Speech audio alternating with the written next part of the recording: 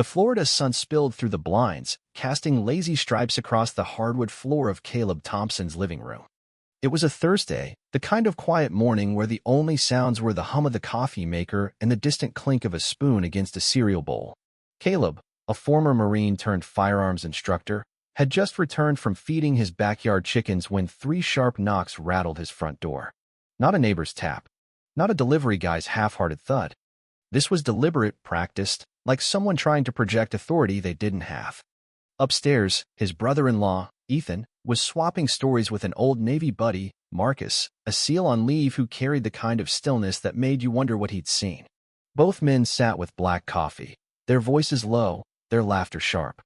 Caleb's 9-year-old daughter, Lily, oblivious to the world, watched cartoons on the couch, her insulin pump tucked against her side. The knock came again, louder. Caleb's gut tightened. He'd led missions in places where hesitation cost lives. He knew the sound of trouble. This wasn't idiot. But it was close. He opened the door slowly. 2 men stood on his porch, early 30s, beards clipped tight, wearing black polos under tactical vests emblazoned with HOA compliance enforcement. The taller one, wiry and pale, flashed a laminated card in a wallet, gold star gleaming like it came from a dollar store printer. "Mr. Thompson," he said, voice clipped, "we're here on behalf of the Homeowners Association. Your property's been flagged for violating firearm containment protocols. We need the code to your gun safe. Now." Caleb blinked, his mind snagging on the absurdity. "Excuse me." The shorter man, stocky and twitchy, stepped forward, his vest creaking. "HOA code mandates noise containment for all safes. We're authorized to inspect. Give us the code, or face fines and asset seizure." Caleb's eyes flicked between them. No familiar faces from HOA meetings. No neighborly small talk. Just 2 strangers demanding access to the safe where he kept not just his firearms but Lily's emergency insulin and glucagon kits locked away for her safety, not theirs. The air grew thick, the morning's calm shattered by their audacity. Caleb didn't argue. He didn't flinch. He shut the door, slid the deadbolt, and called upstairs, his voice steady but laced with steel. "Ethan. Marcus. Trouble." Marcus was already at the window, peeling back the blinds with 2 fingers. His jaw tightened. "These guys are clowns," he muttered. Stock Toyota out front, whip antenna zip tied to the trunk, fake security decal peeling off. "I've seen better ops in boot camp." Ethan, phone in hand, was dialing the sheriff's direct line. Caleb's training gigs with local deputies gave him that privilege. Caleb glanced at the security monitor. Motion sensors pinged. The men were circling the house, one testing the side gate, the other eyeing the utility box. Then came the shouts, brash and unhinged, through the kitchen window. "This isn't optional, Thompson. You're in violation. HOA can strip your rights. Open the safe." Lily looked up from her cartoons, eyes wide. Caleb's fists clenched, his pulse a steady drum. This wasn't about guns. It was about his daughter, his home, his line in the sand. Marcus moved first, unzipping a duffel bag with surgical precision. Out came tactical gloves, a body mic, a GoPro rig, nothing flashy, just tools for clarity.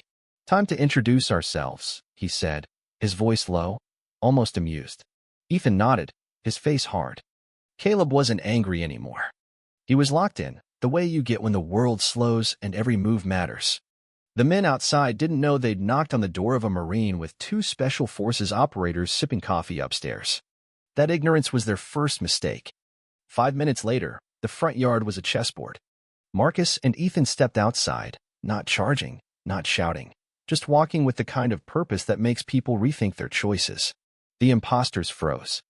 The taller one, still clutching his fake badge, stammered about Ordinance 7B and firearm violations. The stocky one shifted, his hand twitching toward a screwdriver tucked in his belt. Then came the growl of a cruiser's engine. Deputy Alvarez, a grizzled veteran who'd trained under Caleb, stepped out, hand near his holster but calm. He sized up the scene. 2 wannabe enforcers, a homeowner radiating controlled fury, and 2 men whose body language screamed, "Don't test us." The taller imposter waved his badge. "We're neighborhood compliance, sir. This resident's violating code. We're mid-inspection." Alvarez took the badge, turned it over, and let it dangle like a bad joke. "This look official to you?" he asked, voice flat. "Impersonating authority's a felony in Florida. You know that, right?" The stocky one's nerve broke. He bolted, sprinting across the lawn, but Marcus was faster. No tackle, no drama, just a fluid pivot, a few strides, and a gentle pin against a parked SUV. "Relax," Marcus said, his tone almost kind. "You're done." Back on the driveway, Ethan faced the remaining imposter, phone out, recording live. "Your face, your voice, your threats all on here," he said. "Keep talking or sit down." The man sat, defeated, on the curb. Alvarez didn't raise his voice. He didn't need to. Backup arrived, cuffs clicked, and the imposter's charade collapsed. They weren't HOA. They were ex-cons running a scam, preying on suburban confusion over HOA rules. Their fake vests, their scripted threats, their flimsy badges, all props in a con that crumbled the second they picked Caleb's house. The fallout was swift. Charges piled up: impersonation, trespassing, harassment, attempted unlawful entry. The sheriff's department issued a statement praising Caleb, Ethan, and Marcus for their restraint and tactical clarity. The HOA, scrambling to save face, sent a groveling email to residents admitting they had no enforcement team and rolling out a new ID verification system. The story hit local news, Alvarez's quip, "Dumbest scam I've seen in 20 years," echoing online. Neighbors high-fived Caleb for weeks. Kids on bikes lingered near his driveway, whispering about the badge guys. The mayor even gave a nod at a town meeting, calling Caleb's response a masterclass in composure. But the real story wasn't the headlines. It was Caleb standing firm, never opening that safe, never raising his voice. It was Ethan's quick call, Marcus's calm precision, and the unspoken bond of men who'd faced worse than two con artists with dollar store props. It was Lily, safe on the couch, never knowing how close danger came. Caleb didn't need to prove anything. His life, his family, his allies, his purpose did that for him. And if another fake badge ever comes knocking, well, the porch light's on, but good luck getting past the door.